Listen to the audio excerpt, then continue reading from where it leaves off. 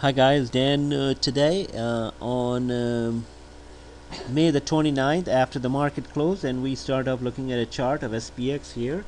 I have drawn these lines again here as we know, and we study these charts to see what the market has been up to, what it has going to do, and what we think is the best course of action is.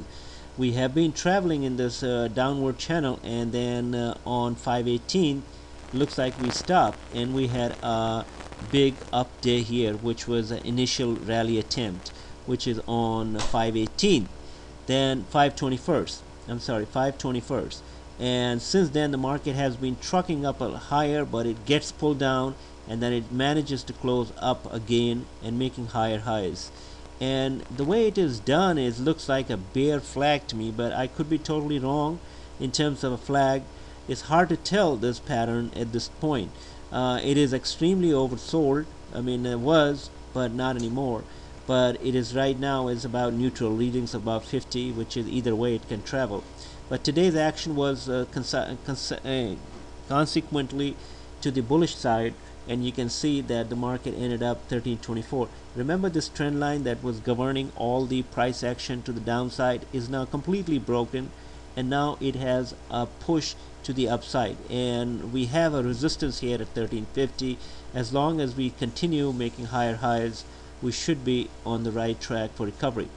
Today's action was there, but this was a post-holiday action, so let's take a look at the volumes here, what the volumes were doing and what we can infer from the volume. The volumes were 152 million shares, but this was compared to Friday, which was the pre 3-day holiday low end of volume. So there was not enough volume here to justify that this was a great day, because the volumes were a lot less, and there were higher volumes a day before.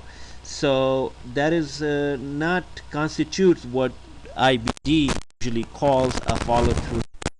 Not indicate a follow through day today. I was hoping that to know if that, because the action was that it is the indexes has gained 1.21% and a nice volume, but the volume was not significant enough. So we have to see another day that a follow through day comes in there, when indexes register about 1.4% and a 40% increase in volume, and that could be considered as a follow through day to the upside. Let's look at some of the other things here.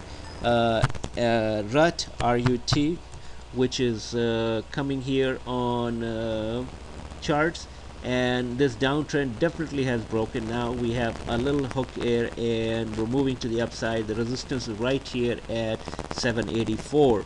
That's where it's going to hit the 21-day moving average, and then of course the 50-day is sitting at 800.